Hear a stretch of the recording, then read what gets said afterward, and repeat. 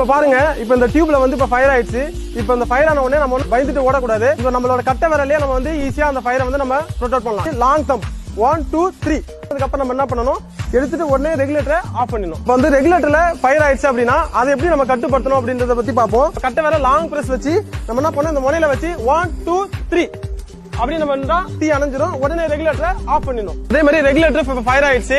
இப்ப அதை என்ன பண்ணணும் அப்படின்னா, இப்ப கை வச்சு அணைக்கிறதுக்கு நம்மளுக்கு வந்து பயமா இருக்கு அப்படின்னா கூட பின்னாடியே வந்து நம்ம அந்த ரெகுலேட்டர்ல ஆன் ஆஃப் இருக்கும் இல்லையா, அதை வந்து நம்ம இப்படி ஆஃப் பண்ணிட்டோம் அப்படின்னாலே அந்த தீ கட்டுப்படுத்தப்பட்டுரும். இப்போ நம்ம வீட்டுல பாத்தீங்கன்னா இந்த மாதிரி ஒரு பக்கெட் இருக்கும். இப்படி நம்ம வச்சுக்கிறோம். வச்சுட்டு 1 2 3 தான் இப்படி. அதுல உள்ள வந்து காத்து உள்ள போகாது. சோ அதனால அந்த ஃப்ளேம் வந்து அணைஞ்சிரும். உடனே அடுத்து என்ன பண்ணணும், எடுத்துட்டு நம்ம ரெகுலேட்டரை ஆஃப் பண்ணிடணும். இப்ப பண்றோம், வீட்டுல இந்த மாதிரி பெட்ஷீட் எடுத்து ஃபர்ஸ்ட் தண்ணியில நனைச்சிரும். தண்ணியில நனைச்சிட்டு ஒரு 10 செகண்ட்ல தீ அணைஞ்சிரும்.